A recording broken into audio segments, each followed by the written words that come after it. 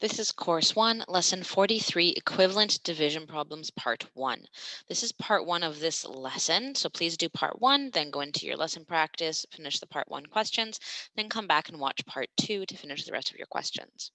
So the first part is equivalent division problems. So an equivalent division problem is when you take a division problem and you either double it or halve it to make the same or equal problem, just like we do with fractions, right? When I take 3/4 and I double, okay, just like in last lesson, if I'm going to double it, I'm going to times by 2. In this case, I'm going to times by a whole of 2, and I would get 6/8. Okay, these are now 3/4 and 6/8 are equivalent because I have times both the top and the bottom by the same number, and I've gotten an equivalent fraction. I can do the same thing and divide instead. So if I took 5/10 and I divided the top by 5 and the bottom by 5, I would get 1/5. Okay, these are also equivalent because I've taken both the numerator and the denominator. I've done the same thing to them to get a new fraction. Okay, these make equivalent fractions going up or down.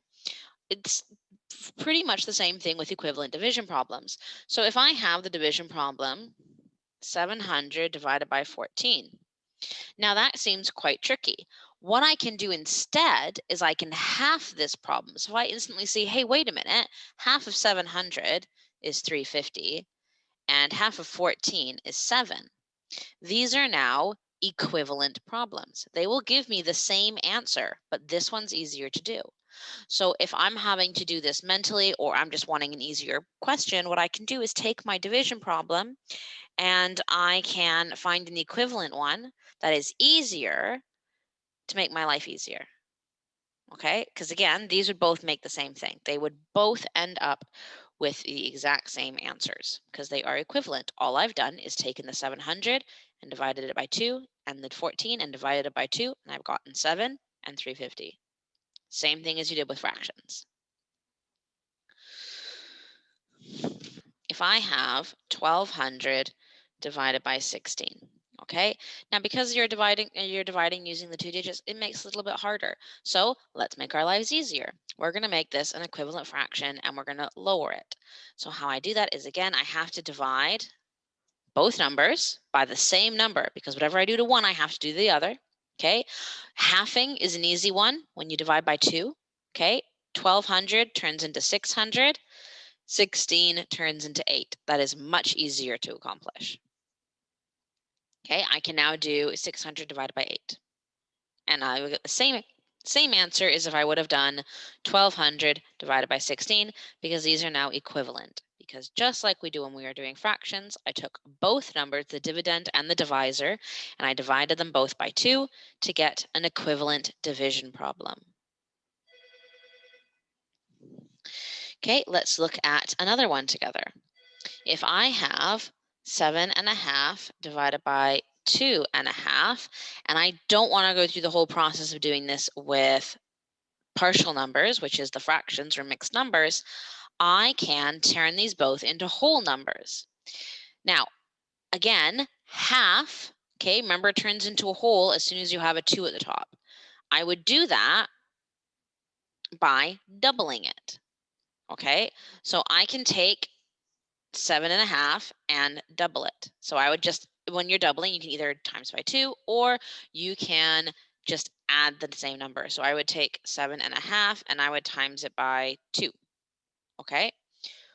Or I would take 7.5, add 7.5 to it. 7 plus 7 is 14. Half plus half is 1. This makes 15. Okay, I am doing 15 and I'm dividing 15 by, again, same thing. 2 plus 2 is 4. Half and half is 1. Okay, 4 plus 1 is 5. You are dividing 15 by 5, which gives me 3. So I can do, and I've done the same thing. As I said, I have doubled both of these. I now have equivalent division problem, and I've gotten the answer.